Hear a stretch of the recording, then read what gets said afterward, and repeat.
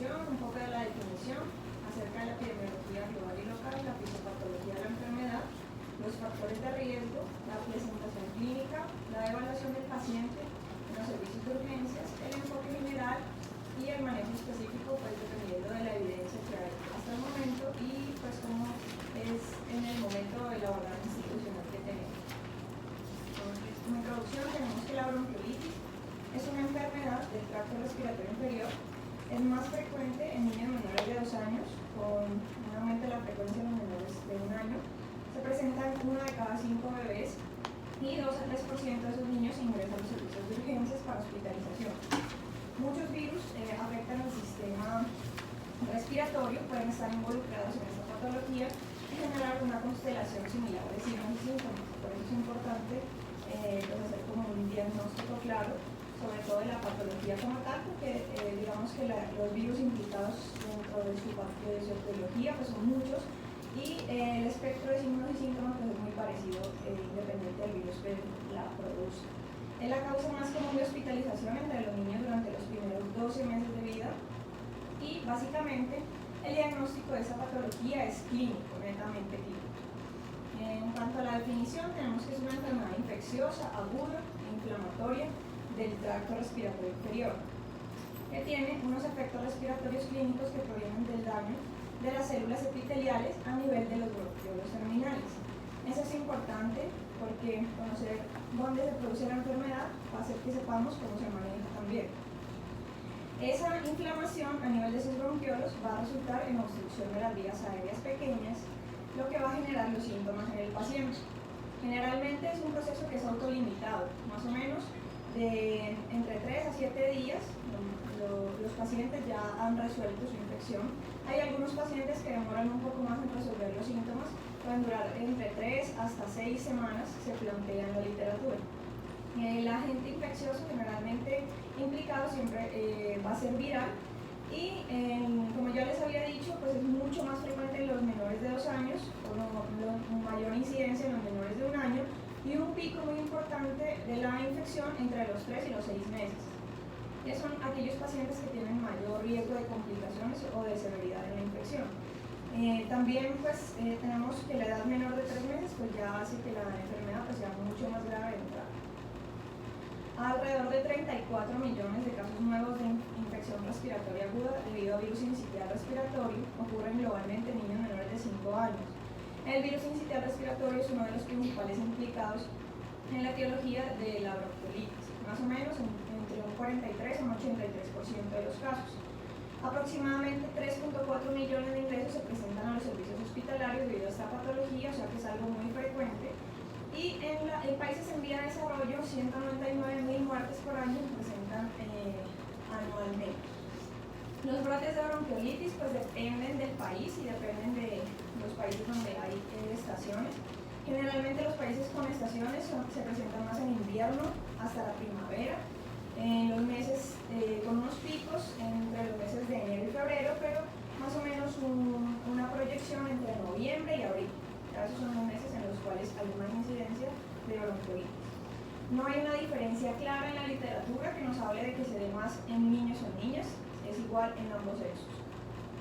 Aquí tenemos el reporte epidemiológico del Instituto Nacional de Salud de la semana 42 hasta octubre, en donde vemos que se presenta la mayoría de las etiologías por las cuales se presenta infección respiratoria aguda. Eso no solamente para bronquiolitis, sino es para infección respiratoria aguda en general. Y vemos como el virus sincitial respiratorio, que es la columna azul, este azul que es más oscuro, es uno de los principales agentes etiológicos de estas infecciones, teniendo unos picos que se presentaron en este año entre el mes de junio, julio y agosto, ¿sí? Con un aumento en la incidencia de los casos por influenza H3 y H1N1, que pues es algo que se vio este año como nuevo. También vemos casos de rinovirus, que es otro de los agentes implicados en la etiología de la enfermedad, entonces acá lo vemos como en moradito. Y también está el metanemovirus, que es el que está en color negrito, ¿sí? Que son como uno de los 3 principales agentes etiológicos de la enfermedad. Aquí tenemos un estudio que se hizo en el año 2017 en el Hospital Universitario del Valle, en el cual se detectaron virus a través del aspirado nasofaríngeo en niños con infección respiratoria aguda, como para determinar o caracterizar la población de pacientes en cuanto a la etiología viral. Se obtuvieron 57 muestras, de los cuales 21 de estas muestras fueron virus incipial respiratorio, 9 metaneumovirus, 2 virus para influenza 3 y un solo paciente con influenza tipo B. Entonces vemos como también aquí dentro de nuestra institución, pues el principal agente etiológico sigue siendo el virus incipial respiratorio seguido del metaneumovirus. Ya digamos la literatura a nivel de Estados Unidos nos habla que en cuanto a la etiología, pues obviamente el 80% de los casos es el virus incipial, con picos entre noviembre y abril, como les dije. Más o menos de esos niños, el 90% se infectan en los primeros 2 años de vida, y hasta el 40% de los niños que adquieren la infección van a tener síntomas respiratorios del tracto inferior durante su infección inicial. También tenemos el rinovirus humano con sus grupos A, B y C y más de 100 serotipos que pueden causar hasta el 25% de las bronquiolitis. El virus de la parainfluenza como tercera causa y metaneumovirus. Ya tenemos otros como coronavirus, adenovirus, virus de la influenza y enterovirus que son menos comunes y pues tienen unos picos epidémicos especiales dependiendo de la temporada en la cual se encuentre la estación. Para determinar qué etiología pues es la causante de la enfermedad, pues vamos a contar con diferentes técnicas, digamos, de investigación microbiológica, como son la inmunofluorescencia indirecta, la inmunofluorescencia directa o pues ya las nuevas técnicas más específicas de PCR, que son el panel respiratorio, pues, o lo que denominamos film array respiratorio, que nos van a ayudar a detectar pues, la mayoría de virus que están implicados en la patogénesis de la enfermedad. Sin embargo, como vamos a ver más adelante, estos estudios pues en las guías de manejo no son pues como del primer orden, o sea, no se requieren para el diagnóstico de la enfermedad, sí para clasificación de los pacientes y en algunos casos para algunas medidas específicas que se deben tomar con ellos. En cuanto a la fisiopatología, vamos a hablar de las sibilancias. Las sibilancias son aquellos ruidos que se presentan de carácter agudo y continuo durante los procesos de inspiración y expiración. Entonces pueden haber sibilancias inspiratorias y sibilancias expiratorias. Es producido básicamente por el paso forzado del flujo aéreo a cualquier nivel de las vías de conducción debido a la estrechez en su radio o en su diámetro. Y esto es generado secundario a un edema, un espasmo, un aumento de la producción de secreciones intraluminal o por la compresión intrínseca o extrínseca de las vías respiratorias. Tenemos una ley, que es la ley de Rosul, que nos habla acerca de la resistencia a través de una estructura tubular. Esa resistencia está determinada por dos cosas. Va a ser proporcional a lo largo del tubo, o sea, entre el tubo más largo, pues menor resistencia, e inversamente proporcional a la corta potencia del radio, que es la que más afecta en la resistencia a nivel de una estructura tubular.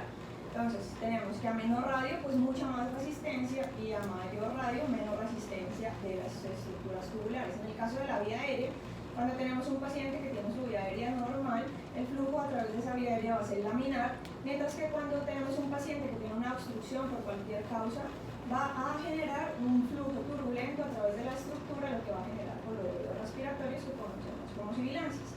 En los niños las vías respiratorias periféricas son más pequeñas en radio y en longitud. Por lo tanto, pues van a tener una resistencia de por sí mucho mayor a la de los adultos. Y si tenemos algún grado de obstrucción a ese flujo de aire, por ejemplo, en la fisiopatología que ya les voy a explicar acerca de la bronquiolitis, pues vamos a tener que aumentar la turbulencia a través de esa vía respiratoria y se van a generar unos ruidos respiratorios, en este caso las sibilancias. Entonces, la obstrucción al flujo de aire va a generar sibilancias que son el resultado de dos cosas. O puede ser por obstrucción de las vías aéreas inferiores, intratorácicas, que se llaman bronquiolos, en el caso de la bronquiolitis, o por otras causas como el estrechamiento de la tráquea, los bronquios, que son causas intra o extratoráxicas, que ya las vimos pues, en el manejo de la vía aérea. Las sibilancias pueden ser inspiratorias o expiratorias, dependiendo de que si hay obstrucción intrínseca o extrínseca de la vía aérea, y las sibilancias expiratorias solamente cuando se presenta compresión intrínseca. ¿Ya? Aquí vemos la gráfica en donde hay una obstrucción a nivel de las vías aéreas pequeñas, aquí lo vemos, Y cuando hay inspiración, pues el aire va a entrar, a haber una distensión de la vía aérea intratorácica y va a entrar pues sin mayor problema. Pero a la expiración, cuando disminuye la presión intratorácica y al aire tratar de salir por esa obstrucción de las vías pequeñas, pues se va a generar un colapso de la vía aérea y van a generarse mayor turbulencia por disminución del diámetro con la producción de sibilancias. Aquí tenemos un poco de cómo se produce la bronquiolitis. Pues la patofisiología inicial es que el virus infecta las células epiteliales del tracto respiratorio superior y esas células se van a desprender y van a migrar hacia el tracto respiratorio inferior. Vemos acá cómo a través del tiempo pues van a aparecer diferentes cambios en cuanto a la fisiopatología. Una vez se infectan esas células, se desprenden y van al tracto respiratorio inferior, pues mientras se sucede este proceso, las bronquiolos a nivel del tracto respiratorio inferior van a estar normales, como vemos acá con su estructura normal, su lumen abierto.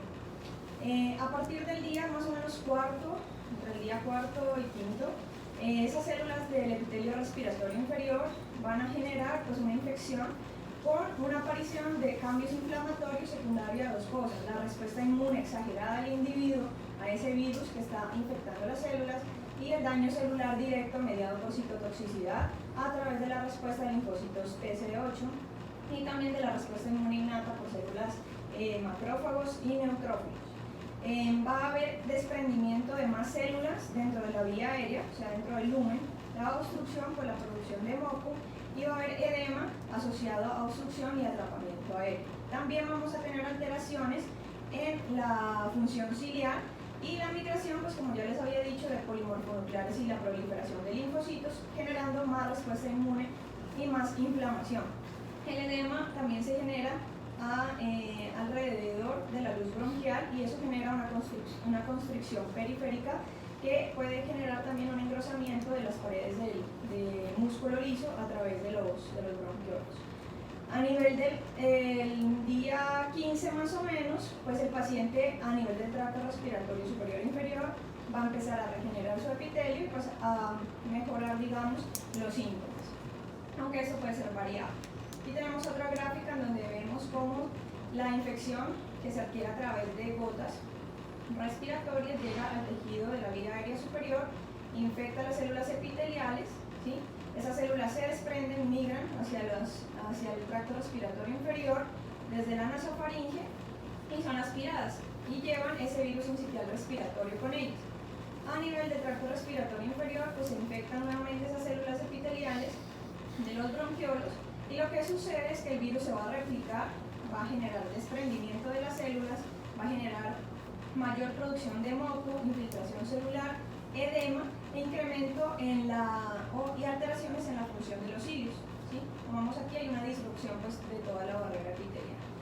Posteriormente, esos detritos celulares secundarios al daño tisular que se produce, al daño epitelial que se produce, van a generar obstrucción y las células que vienen migrando con más virus sincitial respiratorio a nivel de la vía aérea superior hacia la inferior, pues van a generar mayor obstrucción.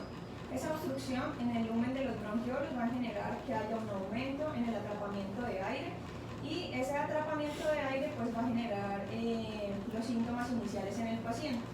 Posteriormente, ese aire que está atrapado a nivel de esas vías respiratorias o de los alveolos va a ser absorbido y va a generar un colapso alveolar con su efecto secundario que son las atelectasias que se presentan en estos pacientes. Entonces, como ya lo vimos, pues la transmisión es a través de gotas, también se puede hacer en contacto con secreciones o mucosas o con superficies que estén contaminadas con el virus, que es menos frecuente, pero puede pasar. Dependiendo de esto, pues hay algunos pacientes que tienen unos factores de riesgo mayores que les predisponen a mayor severidad y otros factores de riesgo que les predisponen a la infección. En cuanto a los factores de riesgo que predisponen a la infección, pues está la prematurez, sobre todo aquellos niños menores de 29 semanas, la displasia broncopulmonar, con la enfermedad pulmonar crónica de los niños, enfermedades cardíacas congénitas predisponen a bronquiolitis, el no tener lactancia materna debido a que hay una disminución del paso de anticuerpos maternos a través de la leche materna, los menores menores de 3 meses y sobre todo los niños que están entre el mes y los 3 meses, debido a que hay una disminución en la funcionalidad pues, o en los anticuerpos que se han pasado a través transplacentario de la madre. Pacientes que han tenido hospitalizaciones previas por algún motivo tienen mayor riesgo. También se dice que la etnia latina, en este caso pues lo que se habla en la literatura es que básicamente también puede ser pues, por las condiciones en las cuales vive la mayoría de la población. El síndrome de Down y la fibrosis quística, pues porque son enfermedades que ya de por sí tienen una alteración en el aclaramiento ciliar. Y la exposición, esa es importante, se ha visto muy relacionada a la exposición al humo de cigarrillo en los niños que son fumadores pasivos. También embarazo gemelar, enfermedades neurológicas y metabólicas que puedan también tener alteraciones pues, a nivel de la musculatura en estos niños. Y dos cosas también importantes es tener un hermano mayor en casa y asistir a guarderías muy tempranamente, ¿sí? Antes de los 2 años. Otros factores de riesgo que la vuelven más severa, no necesariamente pues, que lo predispongan, pero que si esos niños llegan a tener infección por alguno de estos virus que causan bronquiolitis y tienen bronquiolitis, pues puede generar mayor severidad, pues como ya lo vimos, la enfermedad cardíaca, la enfermedad pulmonar crónica, la historia de prematurez, pacientes con inmunodeficiencia es muy importante, porque estos pacientes pues, van a requerir un cierto manejo especial y también tienen más riesgo de tener una bronquiolitis severa y bajas concentraciones de anticuerpos maternos en la sangre. Entonces aquí vemos el espectro de presentación clínica, en donde a través del tiempo y de los días la bronquiolitis tiene una característica importante y es que tiene mucha variabilidad clínica. Entonces un paciente que está infectado, por ejemplo, el que genera más variabilidad clínica y más severidad de la enfermedad, que es el virus sincitial respiratorio, en estos días donde hay mayor actividad de la enfermedad, va a haber variaciones minuto a minuto de los síntomas del tracto respiratorio inferior. Entonces, los pacientes en un momento pueden estar, pues, digamos, bien estables y de un momento para otro los pacientes pueden generar mayor sintomatología, pero eso hace parte pues, del espectro clínico de la enfermedad. Inicialmente los síntomas con los que se presenta el paciente pues, van a ser rinorrea, con o sin fiebre. La fiebre se puede presentar más o menos entre un 30 a un 50% de estos pacientes y no necesariamente está relacionada con infección bacteriana. Va a haber entre los días 3º a 7º, 8º más o menos, tos persistente, incremento del trabajo respiratorio, retracciones pues, de los músculos de la respiración, principalmente intercostales, subcostales, uso de músculos accesorios como los músculos abdominales, pueden haber estertores o sibilancias o ambos, y hay una alteración en la alimentación del niño. El niño pues, no puede alimentarse con facilidad, entonces es una de las causas por las cuales consulta a la familia. Ya a partir del 10º día pues va a haber una resolución gradual de los síntomas entre el 10º y el 12º día, con una variabilidad dependiendo de cada paciente. Hay niños pues, que tardan más tiempo en recuperarse. A partir de ese día, a partir del día 10, si hay un nuevo episodio de fiebre pues en el curso tardío de la enfermedad, ¿cuál nos puede sugerir dos cosas? O que haya una coinfección, o sea que el paciente tiene una infección bacteriana asociada, por ejemplo una otitis media o una neumonía, o que el niño pues adquirió un nuevo virus y que está teniendo otro proceso similar. Entonces, como ya lo vimos, el periodo de incubación más o menos son 4 a 6 días, 2 o 3 días después inician los síntomas del tracto respiratorio inferior. Posteriormente, los síntomas más característicos son la tos, la taquipnea, precedidos pues, de unos síntomas, digamos, catarrales previos, que se presentan aleteo nasal, también retracciones torácicas, y pues hay unos síntomas iniciales que ya les había hablado por la fisiopatología, que hay una hiperinflación de los pulmones desarrollada por atrapamiento aéreo secundaria pues, a la obstrucción de los bronquiolos. Ese aire que queda atrapado pues, va a resultar en atelectasias segmentarias, ¿sí? Distales al sitio de la obstrucción, y pues eso va a incrementar en estos niños el trabajo respiratorio y a disminuir la función pulmonar, que ocurre una cosa que es un cambio, digamos, en la ventilación-perfusión de estos niños, resultando en una hipoxemia pues, en el paciente. Entonces aquí vemos cómo los bronquiolos están totalmente obstruidos por esas detritos celulares, el moco, la fibrina, y alrededor de ese bronquiolo también va a haber edema, infiltración celular y compresión extrínseca de los bronquiolos, y pérdida de la integridad de la membrana alveolo-capilar. La tos en estos niños, más o menos en el 90% se resuelve en 3 semanas, pero hay niños que pueden durar más tiempo con tos. Y el diagnóstico, según pues, los algoritmos de las guías, lo que ellos plantean es que un paciente se puede diagnosticar bronquiolitis en un paciente si el niño tiene un prodromo de coriza con una duración de 1 a 3 días, que está seguido de tos persistente y taquipnea o retracciones o ambas, y también sibilancias o crepitaciones a la auscultación en el tórax. ¿Listo? Entonces ahí tenemos pues ya el diagnóstico. ¿Qué puntos claves son importantes? Que cuando hacemos un diagnóstico de bronquiolitis en un paciente, eso puede ayudar a los papás a entender que la tos en ese niño puede persistir durante más de 6 semanas o después de este tiempo, y eso depende desde la enfermedad. Debido a que la bronquiolitis aguda puede volverse más severa, también se debe proporcionar a los padres que se les va a hacer manejo ambulatorio en el caso que decidamos al niño tratarlo ambulatoriamente, unas banderas rojas que deberían provocar pues, una reconsulta del servicio de urgencias. Y la admisión al hospital básicamente tiene algunos criterios que más adelante los voy a nombrar, pero básicamente es para niños que no pueden hidratarse bien o para aquellos que tengan dificultad respiratoria severa, apneas o hipoxia. ¿Listo? Cuanto al diagnóstico diferencial, pues vamos a tener que hay diagnóstico diferencial de causas infecciosas y no infecciosas. Entre las causas no infecciosas está la enfermedad cardíaca, las anomalías congénitas de la vía respiratoria, la más frecuente de ellas que genera sibilancias, en este caso inspiratorias y expiratorias, puede ser el anillo vascular y la aspiración de un cuerpo extraño. Entonces, digamos que son las causas que tenemos que descartar inicialmente, sobre todo si son como la aspiración de cuerpo extraño, si es un inicio agudo y abrupto de los síntomas y no está precedido, pues por lo que ya les dije, síntomas de coriza. En cuanto a las infecciones, pues una de las principales con las que se puede confundir es la tosferina, pero pues recordando que el niño va a lucir, digamos, un poco más comprometido en su aspecto clínico. La otitis media es importante porque no solo es un diagnóstico diferencial, sino que también puede estar de la mano con la bronquiolitis. Entonces siempre es importante hacer un buen examen físico del niño y descartar que el niño no tenga una otitis asociada, porque pues el manejo nos va a cambiar un poco. Sobre todo si es una otitis supurativa, con un dolor muy intenso o bilateral. La neumonía puede presentarse también concomitante porque puede haber infección viral y bacteriana y va a generar un empeoramiento de los síntomas en el paciente o hacer que el niño presente nuevos picos febriles. Eso nos va a alertar acerca de una etiología bacteriana como neumonía. En cuanto al diagnóstico, el diagnóstico y la evaluación de la severidad de la bronquiolitis se debe hacer, como ya les había hablado anteriormente, en base a la historia clínica y el examen físico. Eso es lo que plantean las guías. No se necesita, digamos, laboratorios o test especiales para hacer un diagnóstico de bronquiolitis. La mayoría de los niños, en cuanto a los test diagnósticos que generalmente se utilizan en los servicios de urgencias, a la radiografía de tórax, por ejemplo, la recomendación de las guías es que no se debe usar de forma rutinaria, porque tiene pobre correlación con la severidad de la enfermedad. Hay estudios que dicen que haciendo radiografías podemos incrementar el uso de terapia antimicrobiana que no es adecuada, y también la apariencia de esas radiografías en estos niños puede ser similar a una neumonía bacteriana debido a que hay muchas atelectasias e infiltrados secundarios a la fisiopatología de la enfermedad. Generalmente lo que vamos a encontrar son engrosamientos peribronquiales, hiperinsuflación y atelectasias.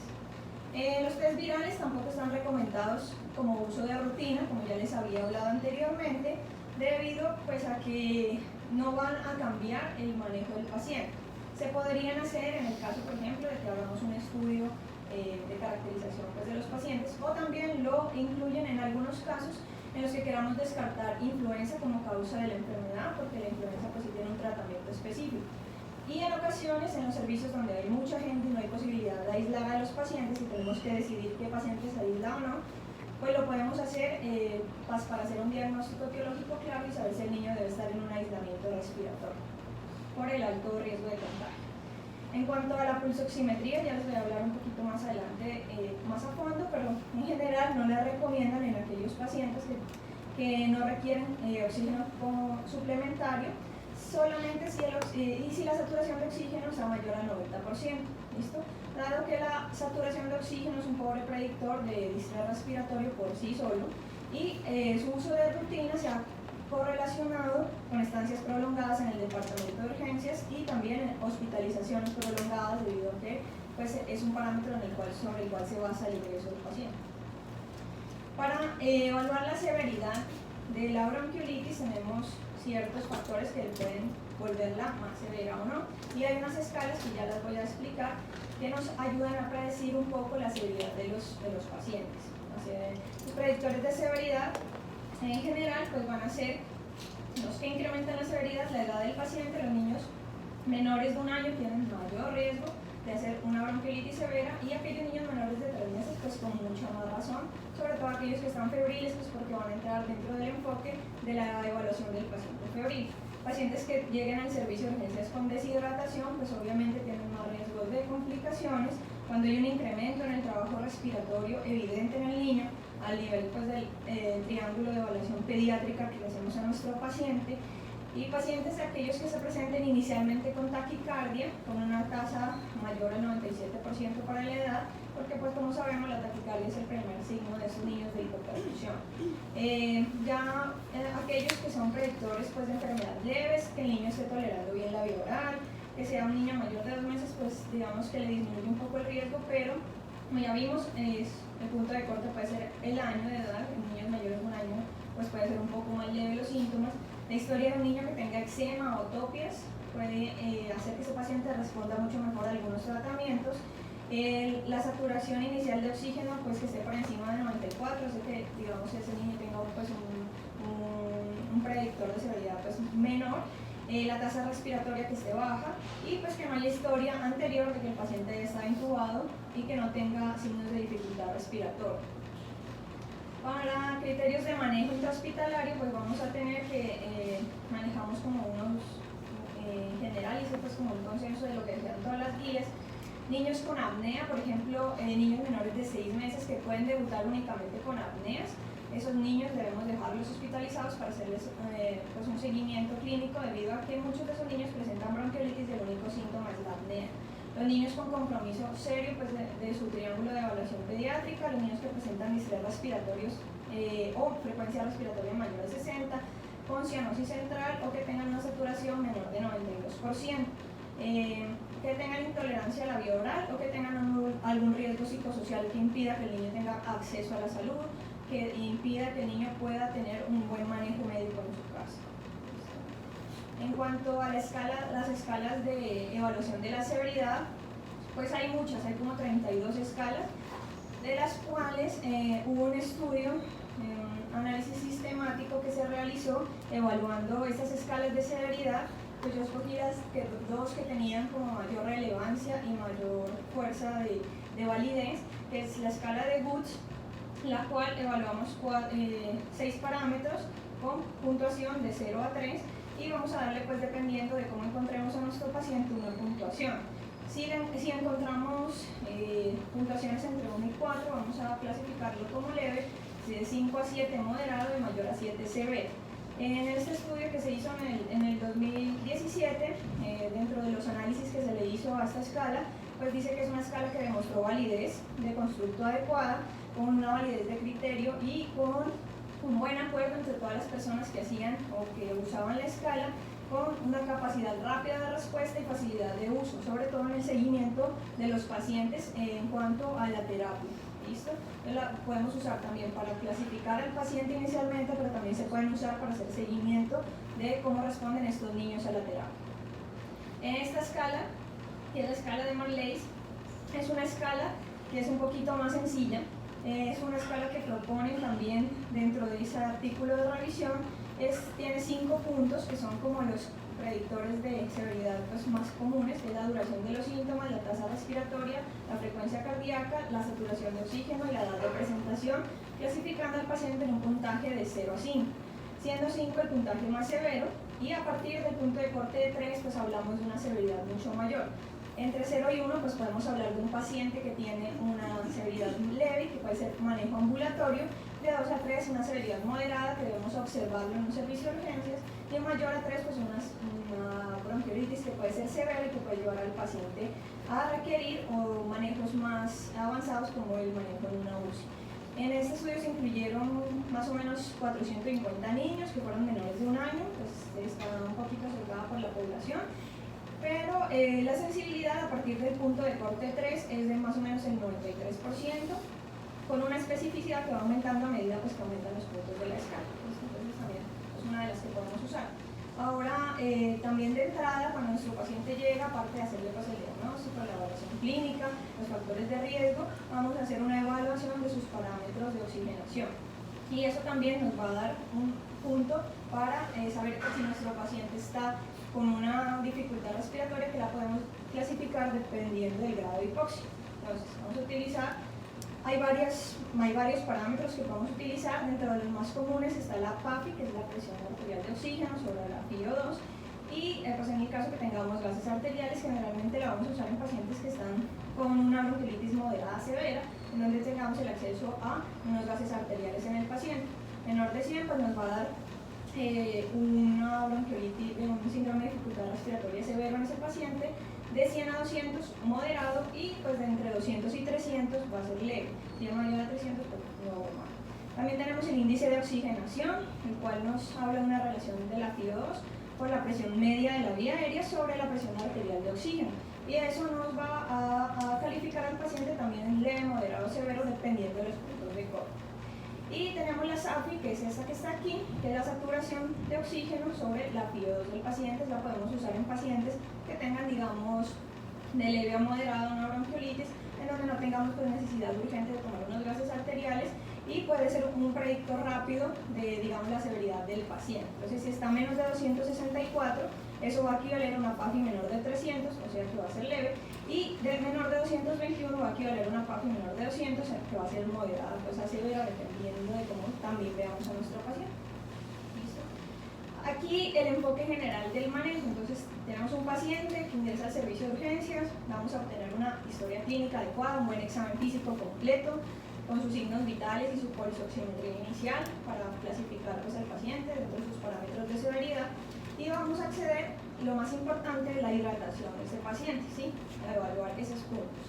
El triángulo pues, de evaluación pediátrica, y ya aquí vemos pues, que nos hablan, este es un esquema, un algoritmo de una guía que coge pues, o recopila las guías de práctica clínica.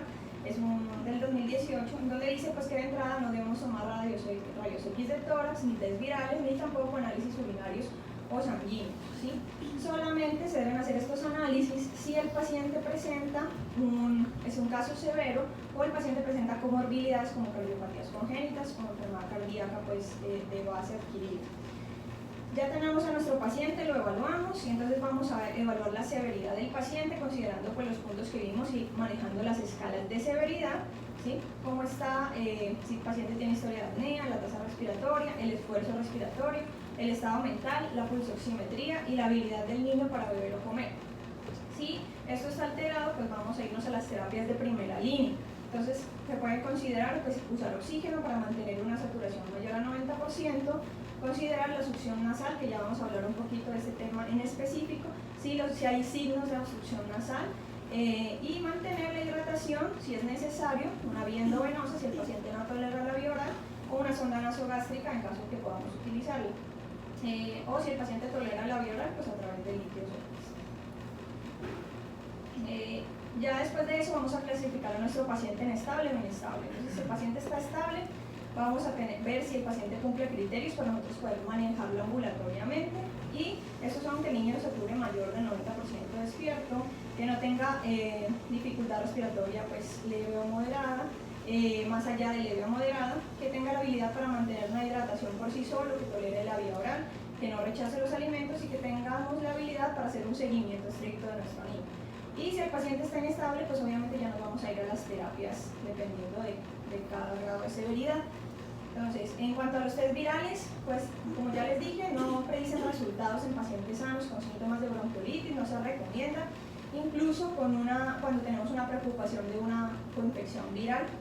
Se pueden considerar para guiar el manejo en algunos pacientes de alto riesgo con algunas comorbilidades especiales, sobre todo si sospechamos influenza, y en algunos casos de bronquiolitis severa pueden ser útiles, porque se ha visto, por ejemplo, que los rinovirus generan más estancia hospitalaria, y el virus sincitial respiratorio enfermedades más severas.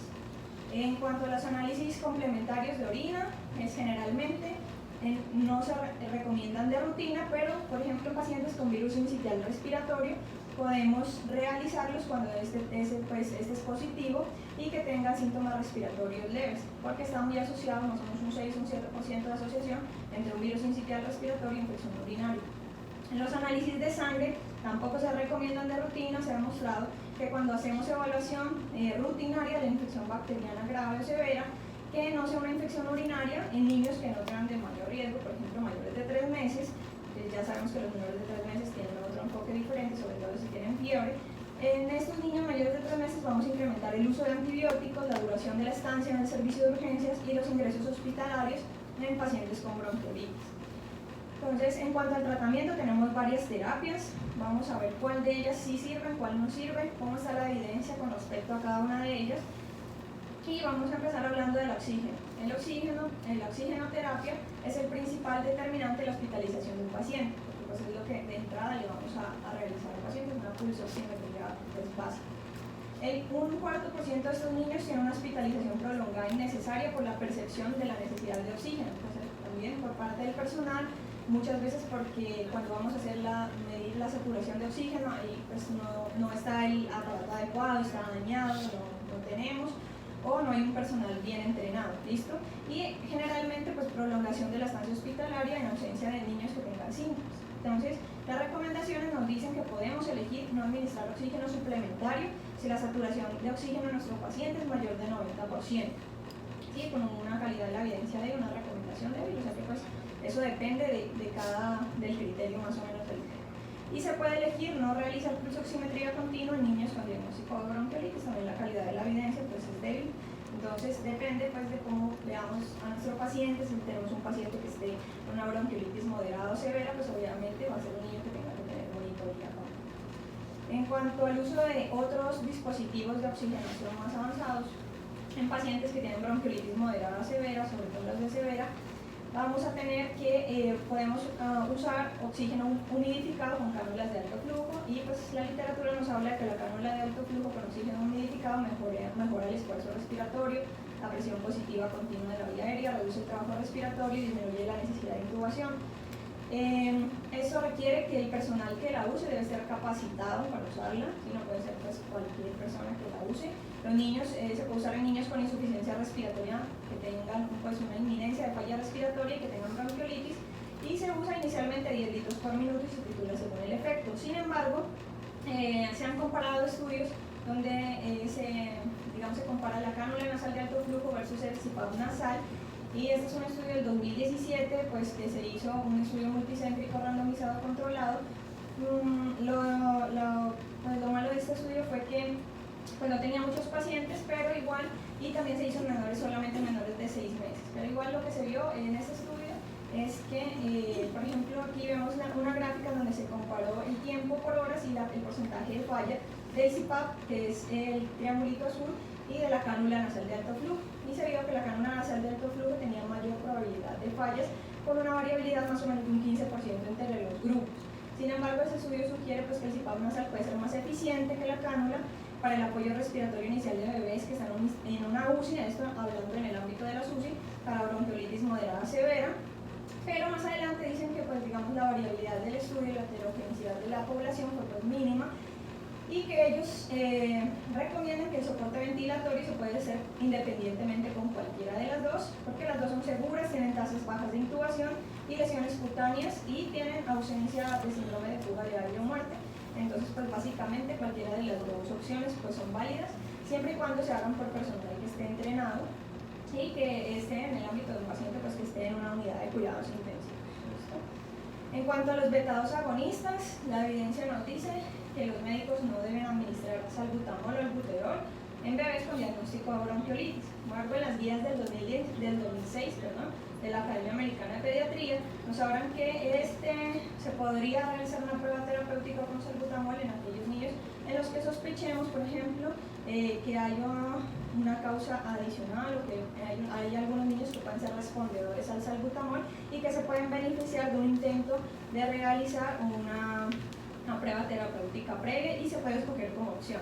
En las guías del 2014, esta guía pues ya no recomienda esa prueba terapéutica considerada pues en la guía previa del 2006. Aquí vemos un metaanálisis con el cual se basan las recomendaciones, y vemos cómo en los pacientes hospitalizados pues la evidencia acerca del uso del salbutamol pues no está a favor de su uso, mientras que en los pacientes en el ámbito extrainstitucional puede haber una leve pues, evidencia a favor del tratamiento con salbutamol, pero dicen pues que los estudios son muy heterogéneos y pues que no hay unas diferencias que sean muy significativas en cuanto a hacer la recomendación pues, externamente.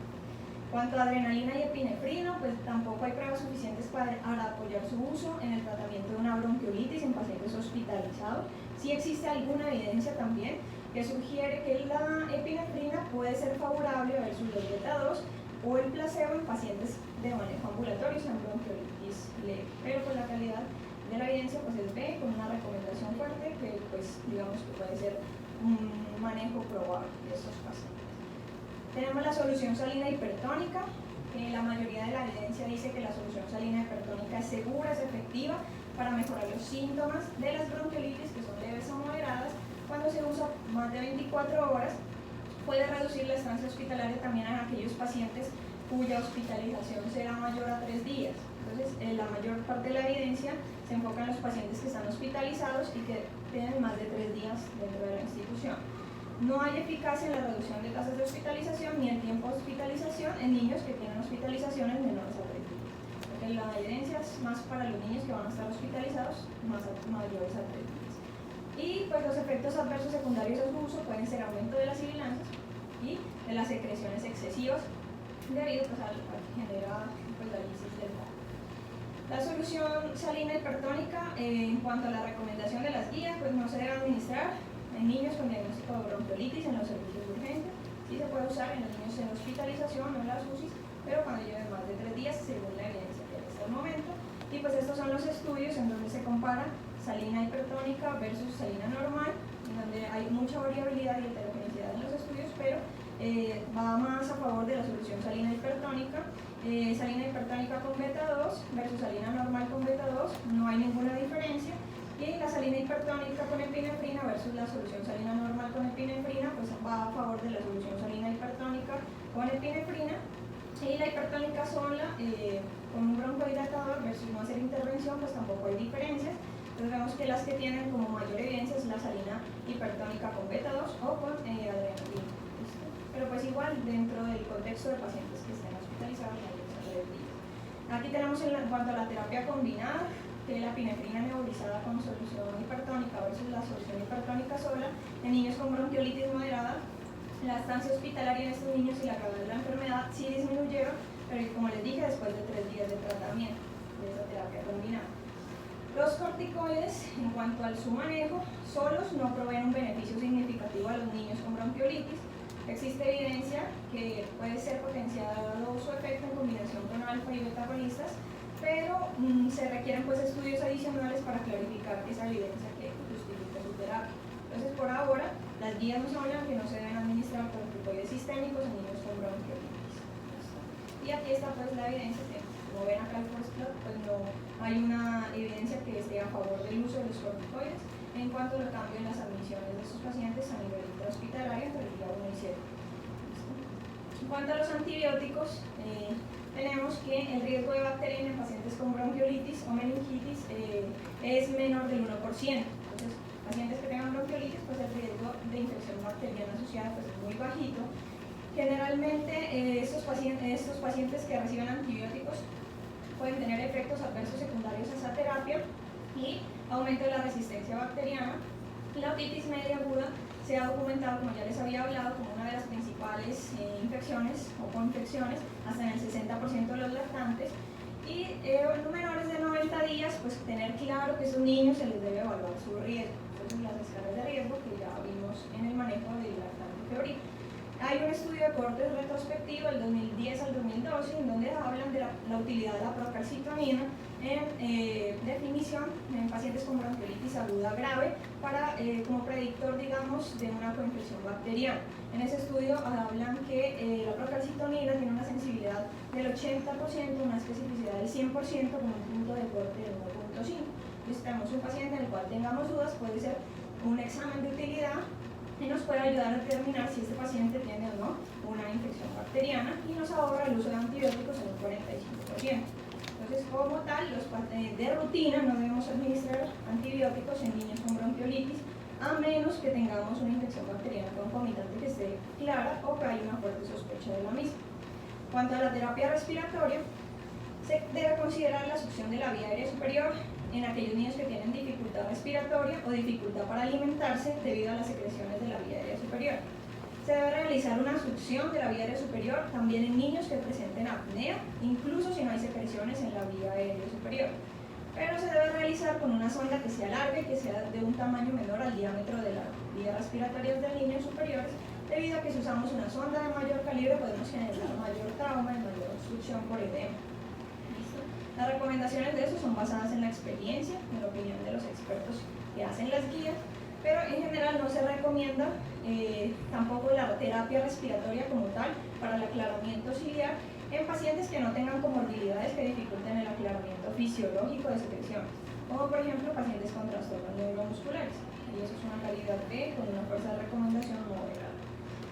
En cuanto a la hidratación, pues obviamente esta sí tiene digamos, en las guías, en todas las guías hablan de que el paciente siempre debe estar hidratado, porque es el pilar básico, aparte del oxígeno, pues del manejo de estos pacientes.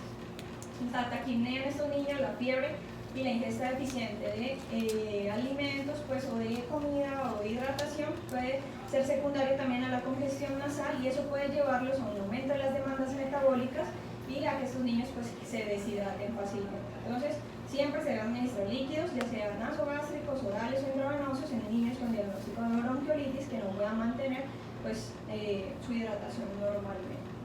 En cuanto al manejo, entonces, en el servicio de urgencias tenemos un protocolo que fue adaptado por el Servicio de Neumología Pediátrica y algunos residentes de acá de la universidad y el doctor Roa, en el cual vamos a hablar del enfoque del paciente sibilante en general. Hacemos un paciente que está sibilando, que tiene, primero que tenemos que descartar cualquier otro diagnóstico, ¿sí?, adicional de los que ya les dije, diferenciales, ver cómo está la severidad de ese paciente en cuanto a una buena anamnesis, una exploración física adecuada, una buena pulsoximetría, generar inicialmente una vasoobstrucción nasal, posicionar bien al paciente y controlar su temperatura.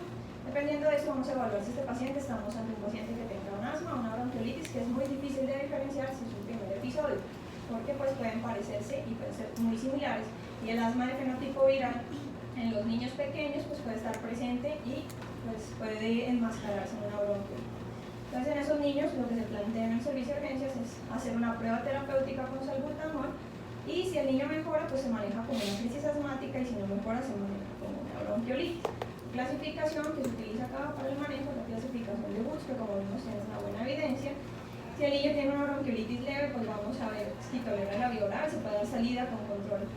En 48 horas se educa a los padres en pautas de alimentación, se les explica cómo hacerse lavados nasales, pues dar acetaminofén en caso que el paciente lo requiera, y insistir en que el paciente debe manejar una buena hidratación en casa. En cuanto a la bronquiolitis moderada severa, vamos a manejarla con nebulizaciones con adrenalina y solución salina, inicialmente no hipertónica, y posteriormente a los 20 minutos revaloramos a nuestro paciente y manejamos con salina hipertónica 3 veces, a la hora 0, 2 y 4, luego revaloramos a nuestro paciente en 30 minutos a una hora. Si el paciente mejora, pues podemos ver, dependiendo de los criterios, es menor de 6 meses, no tolera la vía oral, tiene historia de apnea o cianosis, cualquier grado de deshidratación, o tenga menor de 2 meses o tenga un factor social, si tienen una frecuencia respiratoria que indique severidad, o la saturación de oxígeno, aquí está por 94%, las guías nos hablan de 92%, persiste distrés respiratorio o pues que tenga una frecuencia cardíaca en frecuencia respiratoria aumentada, vamos a manejar intrahospitalariamente con micronebulizaciones con hipertónica cada 4 horas, hidratar al paciente, oxigenar según lo requiera, alimentar o hidratar intravenosamente en caso que no reciba la alimentación, y controlar su saturación. Si no mejora, pues el paciente empeora, tiene apariencia tóxica, está letárgico o hipoxémico, se maneja con una bronquiolitis severa, y el paciente pues probablemente va a requerir el ingreso a una UCI para asegurar su vía aérea con ventilación mecánica básica. Para el egreso tenemos ciertos criterios, que son que el niño esté estable clínicamente, que tolere adecuadamente la vía oral, que haya mantenido una saturación por encima del 92% al aire ambiente, incluido el periodo de sueño, si que no tenga desaturaciones durante el sueño, que pueda tener un seguimiento clínico o que pueda regresar fácilmente al servicio de urgencias, y pues en algunas guías incluyen la frecuencia respiratoria que debe estar menor a 60. Como banderas rojas a los padres cuando vamos a hacer manejo ambulatorio debemos tener en cuenta que hay que explicarles que el niño puede empeorar su patrón respiratorio y que si presenta quejidos, altura nasal, marcada recesión o depresión torácica o desbalance debe consultar inmediatamente. Si el niño disminuye su ingesta de líquidos o tiene una diuresis menor al 75% del peso de un pañal normal, o que el pañal no esté húmedo en un periodo de 12 horas, el niño tenga apnea o cianosis, o que esté con síntomas de agotamiento, por ejemplo, que no interactúe bien con su entorno, o que se despierte solamente con estimulación prolongada. Entonces, en ese caso, debemos dar estas alertas al papá o a la mamá para que consulten nuevamente en pacientes que vamos a manejar ambulatoriamente. Y se debe asegurar que estos niños tengan un seguimiento. Si no hay posibilidad de seguimiento, se deben hospitalizar los pacientes. Para medidas preventivas vamos a utilizar en los padres, hay que educar a los padres para cómo prevenir el riesgo de infección, lavado frecuente de manos por parte de los cuidadores, evitar grandes multitudes y pues las guarderías en la medida de lo posible antes de los 2 años, fomentar la lactancia materna exclusiva los primeros 6 meses y evitar la exposición al humo de cigarrillo. Y pues en el servicio hospitalario, nosotros los 5 momentos de la higiene de manos, ¿sí? Y además de eso, pues si no tenemos jabón y agua en algunos momentos, podemos utilizar el alcohol antiséptico que también tiene buena evidencia en cuanto a la prevención de la infección. Para otras medidas preventivas, pues está el palivizumab como profilaxis en niños con, sobre todo niños con infección por virus incisional respiratorio. No se debe usar en niños prematuros mayores a 29 semanas que no tengan ninguna comorbilidad. Sí se debe usar en aquellos menores de 29 semanas o en los niños que tengan cardiopatías o en aquellos niños mayores de 32 semanas que tengan enfermedad pulmonar crónica o alguna enfermedad cardíaca o alguna enfermedad que requieran intervenciones médicas como suplemento de oxígeno, uso de terapia de corticosteroides crónica o diuréticos. También se debe considerar en el primer año de vida en aquellos niños con anomalías pulmonares o enfermedad neuromuscular severa y en aquellos niños que tengan dificultad en el aclaramiento de las secreciones. También en el inicio de los 2 años en aquellos con inmunocompromiso. Son 5 dosis mensuales de 15 miligramos por kilodosis en el primer año de vida, en aquellos que califiquen para su uso y la eficacia en la reducción del riesgo es del 70% de reducción de la hospitalización. En cuanto al pronóstico, es una enfermedad que es autolimitada, que tiene un pronóstico muy bueno, generalmente el riesgo de mortalidad es muy bajito y está disminuido en los niños que son sanos. Niños con problemas como comorbilidades pues tienen mayor riesgo de mortalidad. Incluidos los menores de 1 año, en Estados Unidos pues se dice que las muertes son menores a 100 por año y pues como digamos secundario a un proceso de bronquiolitis, los niños tienen mayor riesgo de desarrollar asma o enfermedad reactiva de las vías respiratorias más tarde en la infancia, de un 20 o un 60%, sobre todo aquellos que presentaron bronquiolitis severa, que son menores de 6 meses y estuvieron hospitalizados o que tienen antecedentes personales o familiares de algo. Gracias. Muy bien, doctora.